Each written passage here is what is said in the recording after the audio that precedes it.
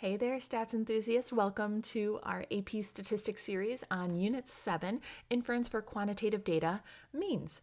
We are going to be starting at our first video today in Notes 1. I'm Goldie, and I'm going to take you through confidence intervals for means. We're going to be talking about the t-distribution, what it is and why we have it, and then we're going to apply our knowledge of confidence intervals to means. So it's going to be a great lesson. Go ahead, sit back, relax, and let's get into the content. When creating a confidence interval for a mean, we are going to pull together two pieces of information we already know. We already know the sampling distribution of a mean, and we already know quite a bit about confidence intervals for proportions. So we're going to pull these two ideas together right now and kind of create this confidence interval for a mean. So I want you to recall the sampling distribution of a mean. And in AP Stat, we talked about this in Unit 5. So the sampling distribution, the shape is approximately normal as long as either the population is normally distributed, or if n is larger than 30, greater than or equal to 30, the central limit theorem tells us that the sampling distribution will be approximately normal. So this is an idea that we discussed in length in Unit 5. Same thing with the center. The center of your sampling distribution is going to be equal to your population mean. And in order for this to be true, the sample must have either been randomly selected from the population or there had to be random assignment in an experiment. But as long as one of those were true, then we had an unbiased estimator for our center. And then our spread, the standard deviation of our sampling distribution, was going to be the standard deviation of our population divided by the square root of n. And when sampling, this 10% condition must be met in order for this to hold true. And as a reminder, this was just a way to make sure that we could sample without replacement from a finite population. So if you're not sampling, you don't have to check this. If your population is not finite, you don't have to check this. But we check it when we are sampling. We want to make sure that the sample size, n, is less than or equal to 10% of our population size, capital N. So I'm bringing all of this up because these conditions are going to be the same conditions we are going to have for confidence intervals for a mean, because we are going to create a confidence interval assuming a couple things about the sampling distribution of our mu. And we can make these assumptions when these conditions hold true.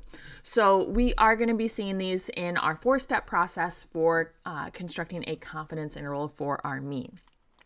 Now let's recall some things about confidence intervals, because we just came off of a unit where we talked about confidence intervals for proportions. And a big thing is, why do we even have confidence intervals? Okay, they help us answer a question. And that question specifically wants to know what is your unknown parameter value. And we make an interval to estimate that unknown parameter value.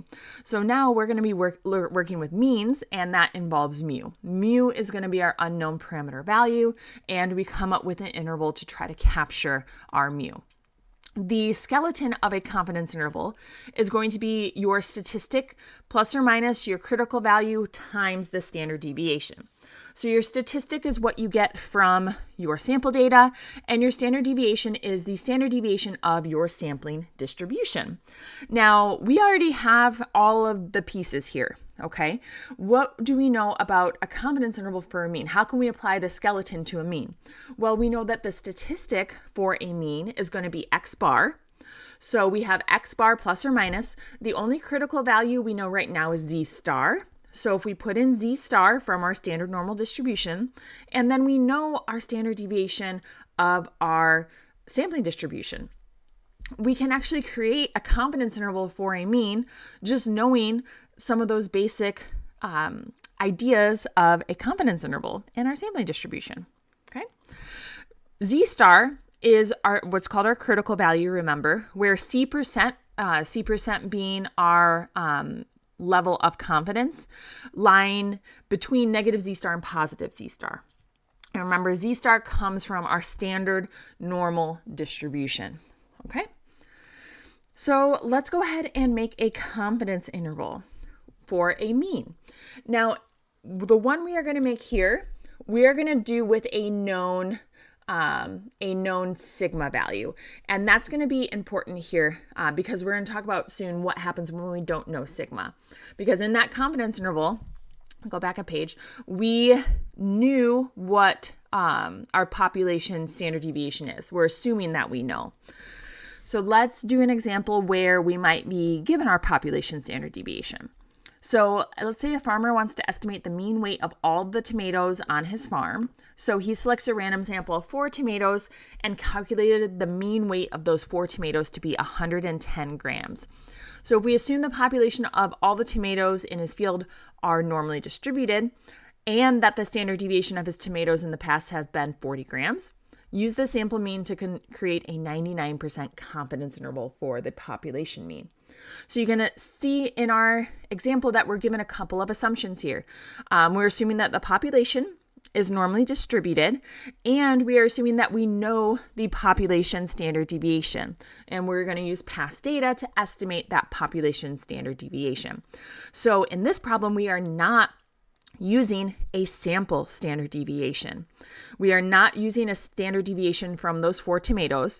We are in fact using a population standard deviation. And that's going to be the key difference between this problem we're working out right now and the ones we are going to be working out in a little bit. So we're going to follow our 4-step process, communicate, conditions, calculate, and conclude.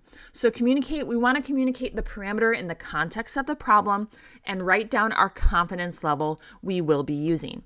So mean, our population mean, mu, is the mean weight of all the tomatoes in his field. This is what we are trying to estimate. So we communicate that in words. C%, we want to be 99% confident. And this is going to correspond to a specific critical value. So as a reminder, this is where you go to inverse norm on your TI-84. Your area has to be the area in the tail. Okay, so if we're 99% confident, that means there's 0.5% area in the tail, and that corresponds to 0.005. Our mean and standard deviation, and we're just going to do a left tail. That's just going to be the tail in our left. And that's going to give us our z-star value of 2.576. So the z-star for this is calculated the same way it was for proportions. This is also a good spot if you do want to communicate your statistics that you are using. We have a sample size of 4. Our sample mean is 110, and we are using a population standard deviation of 40 here. Step 2 here is the conditions. So we check the conditions, and because we are creating a confidence interval using our sampling distribution of our mean, we have to check the conditions for a sampling distribution. So a random sample was taken. Independent, we did take a sample, so we want to check the 10% conditions. 4 being less than 10% of all the tomatoes in his field is a safe assumption. And then lastly, our normal. Now, since the population is normal, the sampling distribution will also be approximately normal. So we don't really have much to do to check there. We will talk about how if our population is not normal, or we don't know anything about our population, and n is not greater than 30, what are we going to do to make sure that our normal condition is met? We're going to talk about that specific situation coming up here in a little bit. But for this, it is met. The population is normal. We are good to go for our sampling distribution.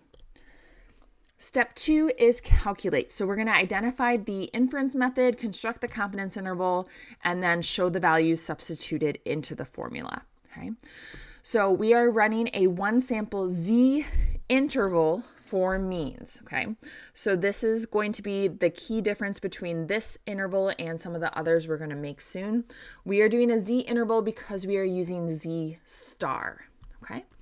I am also going to write down our skeleton formula. Now remember, on the AP exam, you either just have to name this or the formula. You have to do one or the other. But for now, I'm just going to do both just to really make sure I'm communicating it clearly. So that's my formula. I'm going to plug all of those values in. I know what X bar is. It's 110. I know Z star. I just found it in step 1. I know my population standard deviation, and I know my sample size n. So I plug all of those numbers in, and then I can create my confidence interval. You don't have to show the algebra for this. You can just write down what the interval is. If you're doing it by hand, you would get 110 plus or minus 51.52. That's going to be our margin of error. Remember, this is our point estimate, plus or minus our margin of error there. And to actually create the confidence interval with interval notation, you can take 110 and subtract our margin of error to get 58.48. Or you take 110 plus our margin of error to get 161.52. And that is going to be our confidence interval to try to capture our population parameter. But as you know by now, it doesn't end there. We have to do step 4 where we conclude, where we're going to interpret this interval in the context of the problem. And we do have a little script that we use. You're probably tired of writing it out, but it never ends. We keep writing it out. We are 99% confident that the true mean weight of the farmer's tomato plants will be between 58.48 grams and 161.52 grams. Now notice we're dealing with means. So means have a unit of measure. When we're working with proportions, a proportion is a proportion. It doesn't have a specific unit of measure. So we didn't really have to pay attention to that. But we do have to here. When we're really writing in the context of the problem, we want to make sure that we put those units or communicate those units somehow in our interpretation. And that's our one sample Z interval for a mean. And hopefully that seemed pretty okay, but I bet you have a few questions. When we constructed this confidence interval, we made the assumption that we knew our population standard deviation sigma. Okay? This, of course, is silly, okay?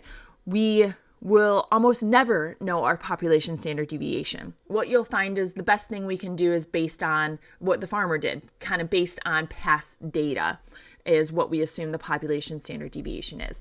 But in truth, why is it silly that we would know that? Well, our standard deviation is calculated from our mean, right? The standard deviation is the average distance a value is from the mean. So in order to calculate standard deviation, in order to calculate the population standard deviation, you would have to know the population mean.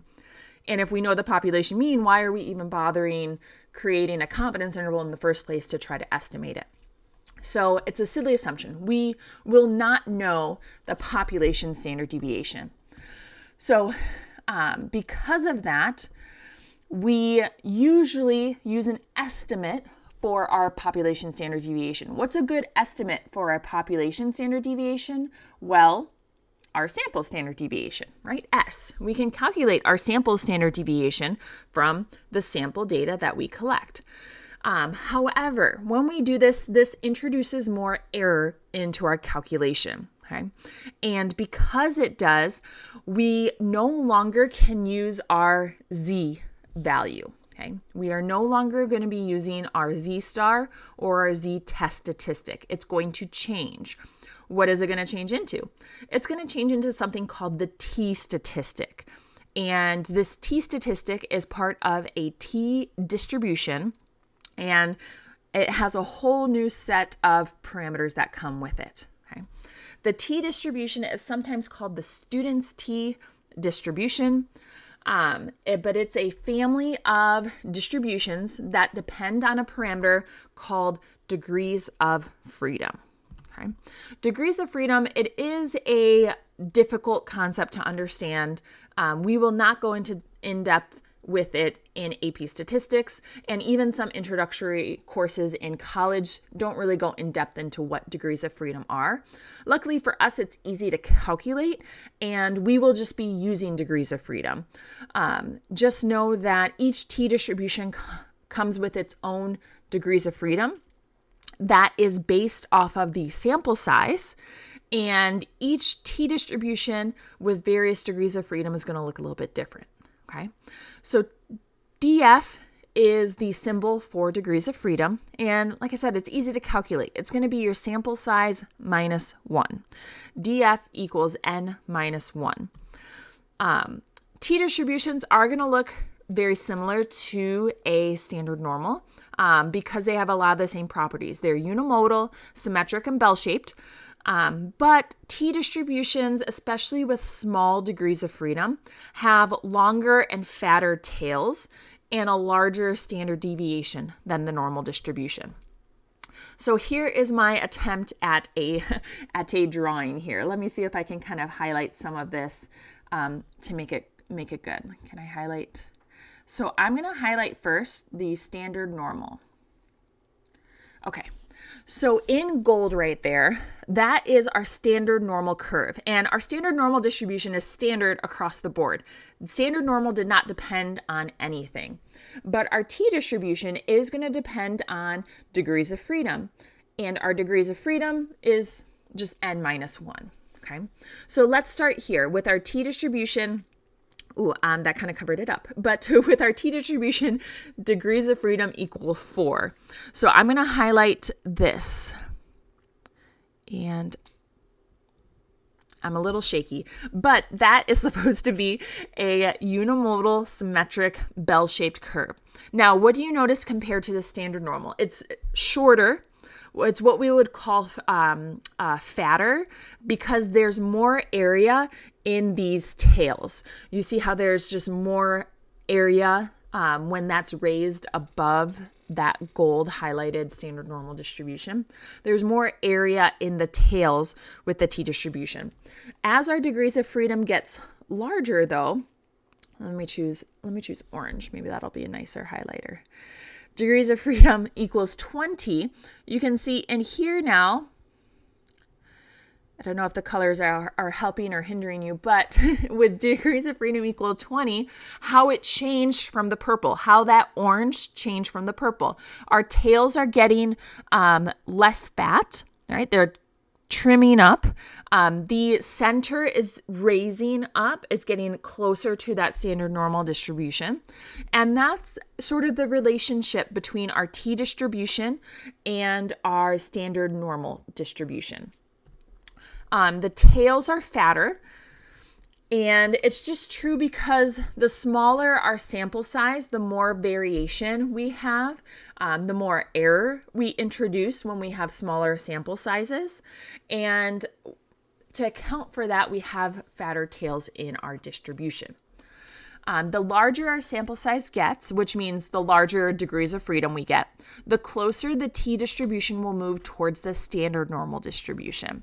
So the higher your degrees of freedom become, the closer that curve is going to look to the standard normal distribution. Okay. So all t-distributions are unimodal, symmetric, bell-shaped. It's just t-distributions with smaller degrees of freedom are going to have those fatter tails and shorter centers. The area under the curve is still 1 or 100%. That doesn't change.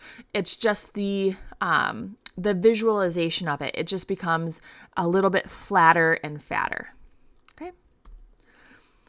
So that brings us to T star. Okay. Now T star, we know Z star, and now we get to introduce our T star. So T star is going to be our critical value. Still, it's going to be a critical value that represents the cutoff points for a specific confidence level. So to calculate it, I'm going to talk specifically with the TI-84 that we use. You go to distribution. What was it? Number 3 was the inverse norm that we used. Number 4 is the inverse T. Okay, so go down to number 4, inverse T, and this is what it looks like. It only asks for 2 things, area and degrees of freedom. Okay, so the area listed has to be the tail probability of the C% interval you are finding, which is the same thing we did for Z star. That's not going to change. Okay, our C% is still going to be between now 2 values, negative T star and positive T star. And our tail probability is going to be what percent is in that tail. And then degrees of freedom, you enter, it's n minus 1. So whatever your sample size is, you take 1 away, and that's going to be your degrees of freedom that you enter. Okay. We're going to find T star for 4 situations here. And you're going to see that it's very similar to Z star. Okay. So find T star for the following situations. Let's say I have a 90% confidence interval with n equals 5. So 90% between negative T star and positive T star, okay, which means that I have 5% in my tails, because remember, everything under the curve is still going to add up to 100%. Still adds up to 100%. So 5% in my tails. And then my degrees of freedom is going to be 5 minus 1. So my degrees of freedom is going to be 4.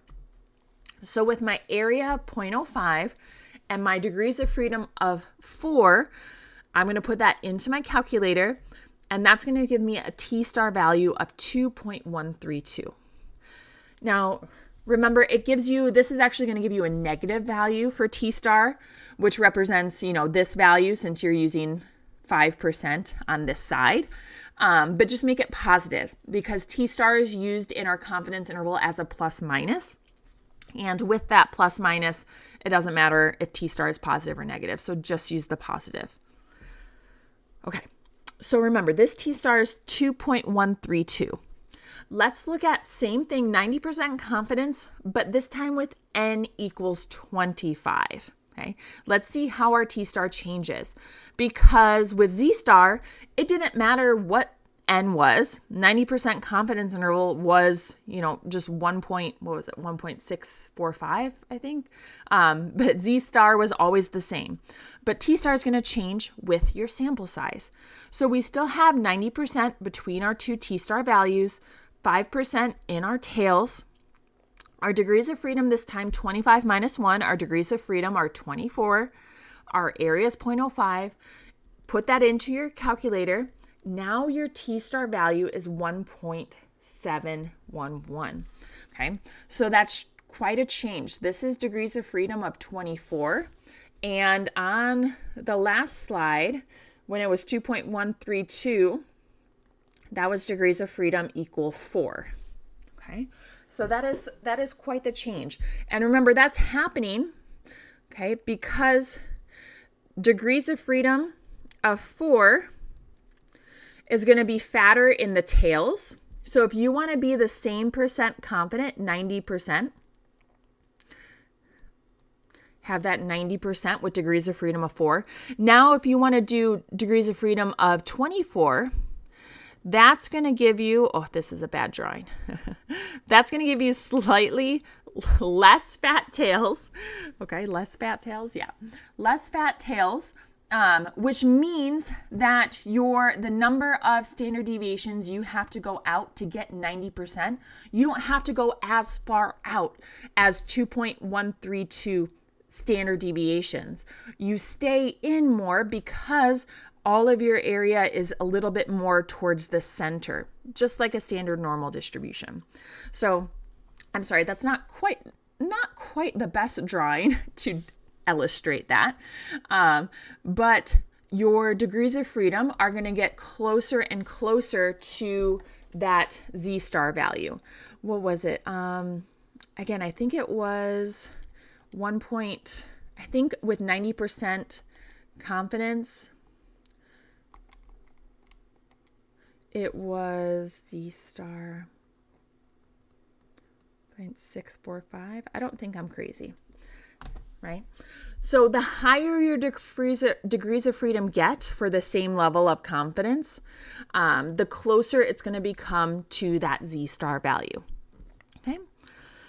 So that's a relationship you'll see more as you do problems. Okay. It's not a relationship you necessarily have to commit to memory at this point. But you're really going to start to see it the more we do confidence intervals and significance testing with the various degrees of freedom. Okay, I have two more examples here. Let's do 95% confidence with n equals 18. So 95% confident means that 2.5% is in your tails. Okay. Degrees of freedom is going to be 17. Area 0.025. These are the two values you are putting into your calculator. And you'll get T star equals 2.11. Okay. Now, there's no relationship really between the 90% confidence interval, like the last one we did with DF equals 24. Okay. When you're trying to compare relationships, your confidence either your confidence interval, or excuse me, your confidence level has to remain the same, or your degrees of freedom have to remain the same.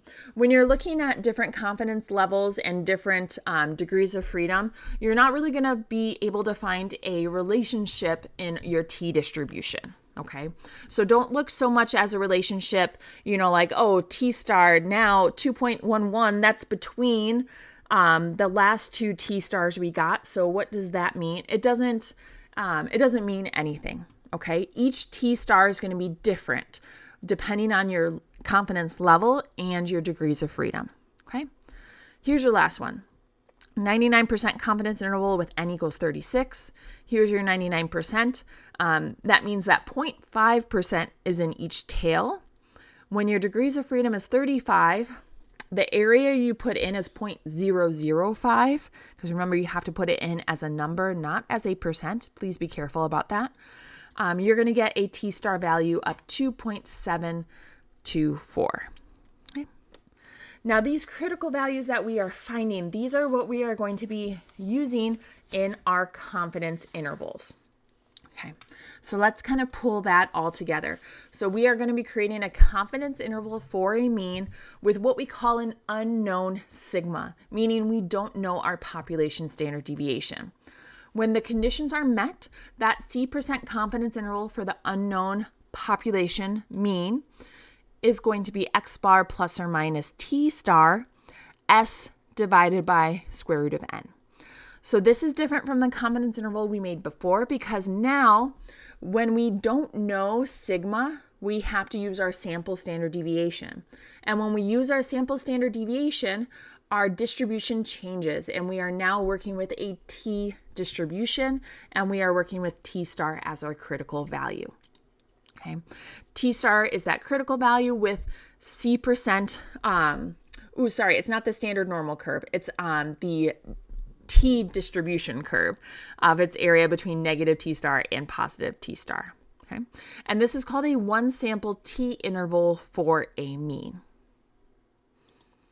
Okay. Now, what are those conditions again? Let's talk about them before we do a problem here. Our random condition, it has to be a random sample or random assignment, depending on what we are working with. Independent, we want to check the 10% condition. And that's only when sampling. Remember, in an experiment, you don't check that. And our normal condition is going to be a little bit different because we don't have the large counts condition. We're not checking anything like that. Now we have two possibilities. If our sample size is greater than or equal to 30, the central limit theorem tells us we're working with an approximately normal distribution, and that's good. If n is less than 30, we have to have one of two things be true. Either the original population needs to be normally distributed or approximately normally distributed, like it was in the problem we did before. But let's say we don't have that information. We don't know that information, or maybe our population isn't normally distributed. Then we have to graph the sample data to make sure there are no outliers or strong skewness. Now, I want to be clear. When we're graphing the sample data, what we're trying to look for is some information about our population, because our sample ideally is like a mini population, right? Now, we know that for small sample sizes, we're not going to be able to see a good approximately normal distribution. We're just not. We don't expect to see an approximately normal distribution, and I don't want you to look for an approximately normal distribution in your sample data. What we're looking for is to make sure that we don't have anything that could disqualify our sample data from making the assumption that it's approximately normal, or that a population is approximately normal. So we want to graph our sample data to make sure there are no outliers or no strong skewness. We want an approximately symmetric distribution, or in some way, shape, or form. So we're going to avoid the term approximately normal when looking at our sample data. We want to comment on the fact that there are no outliers or strong skewness when we are graphing that sample data. And here's an example of what that looks like. And this is going to finish off our notes for today, is doing this complete 4-step process on an example. So you recently read an article that said averaging 300 minutes of exercise a week will help fend off cancer. A random sample of 10 U.S. adults was taken, and they were asked how many minutes of exercise they got each week. And here's the data. So constructing 95% confidence interval to estimate the true population mean. And based on this, do you believe that adults are exercising enough to ward off cancer? And it wants you to explain. Okay, so we're going to use our 4-step process to create a confidence interval, and then we are going to answer that last question there. So 4 steps: communicate, conditions, calculate, and conclude. Okay, our 4 C's here. So communicate, we want to communicate our parameter and context. That's going to be mu equals the average minutes of exercise adults get in a week. We are going to find our sample data. This is a good spot to find sample data, is when you are communicating some of your statistics. So what you can do is put that data into a calculator. I put it all in list 1 there. There's a screenshot of all of the values into list 1.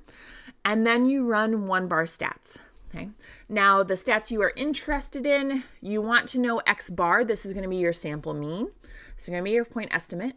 You want to know your sample standard deviation. Remember, we never use this value in AP statistics. And then we want our N value. Okay. Those are the 3 statistics we are interested in. So you can copy those down. Again, a good spot when you're trying to communicate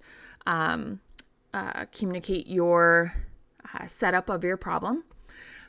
Degrees of freedom, 9. You do have to write that down at some point. You need to communicate what your degrees of freedom are.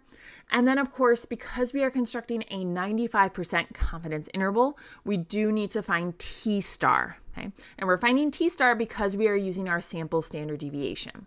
So T star is going to be 2.262.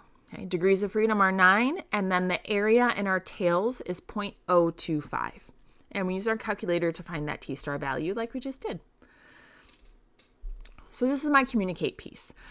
Now let's check our conditions. Okay, so random. The random sample was taken. Perfect, done. Independent, we sampled. We want to just check 10 is less than 10% of all adults who exercise. This is a very, very fair assumption for us. So we checked it, we're good. Normal. Now, because N is less than 30, we need to graph the sample data. Now, when you're graphing the sample data, you do have to actually write down a good graph here.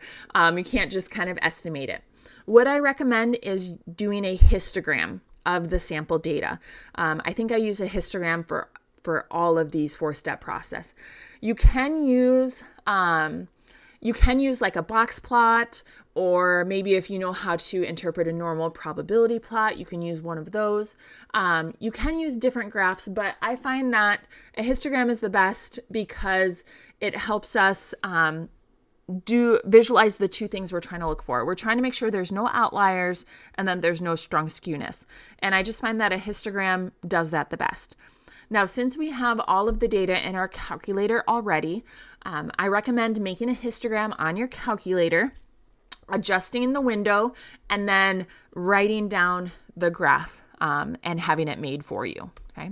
So remember, we turn plot 1, we go to stat plot, turn it on. You see I have a histogram highlighted right here. All my data is in list 1. Okay. And then when I go to stat zoom, this is the graph I get.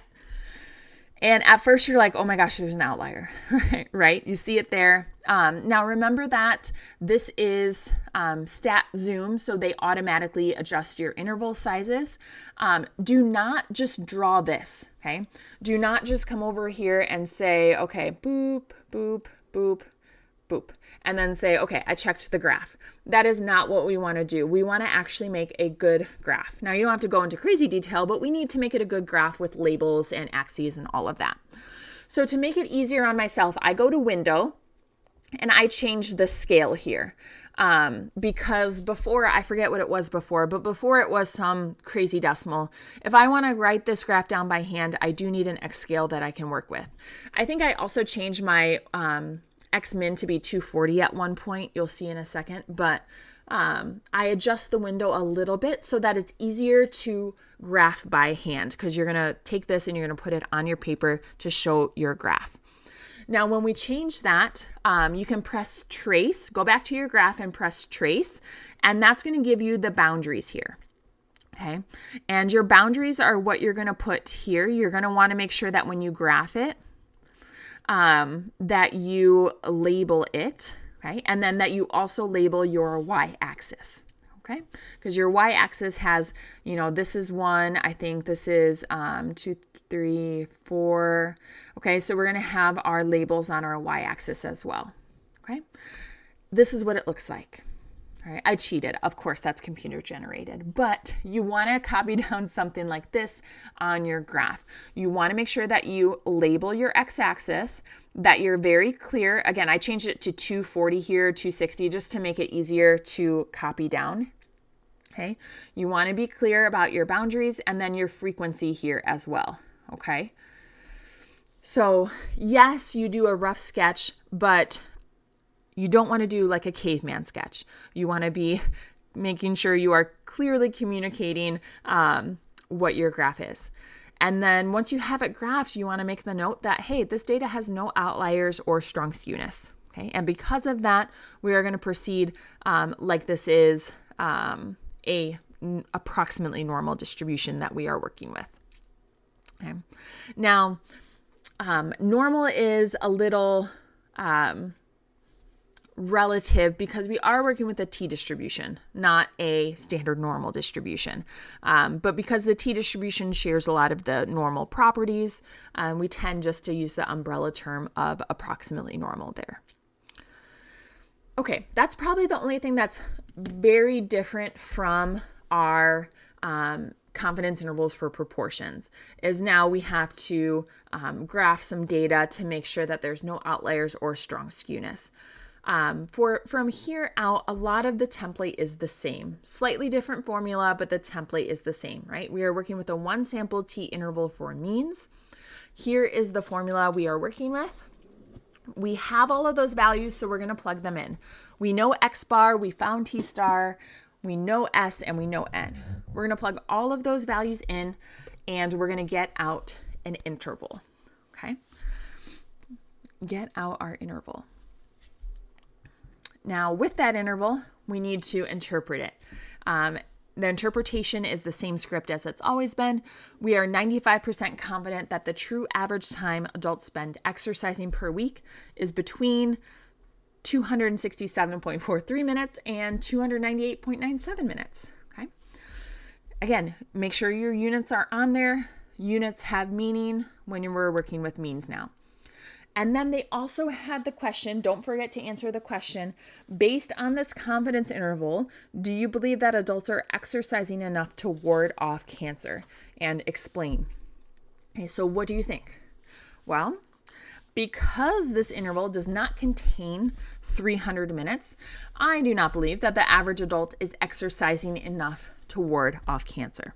Now, it's pretty close, of course, but because it's not captured by the interval, it's not a plausible value for a population mean, which means that they are not exercising enough to ward off cancer. And that wraps up our lesson today on confidence intervals for means. In our next video, Notes 2, we are going to be going over significance test for means. So if you're ready for that, go ahead and jump to the next video. As always, if you like this video, be sure to click the like button and subscribe to my channel for more AP statistics content. I wish you endless statistical success, and I will see you in the next video.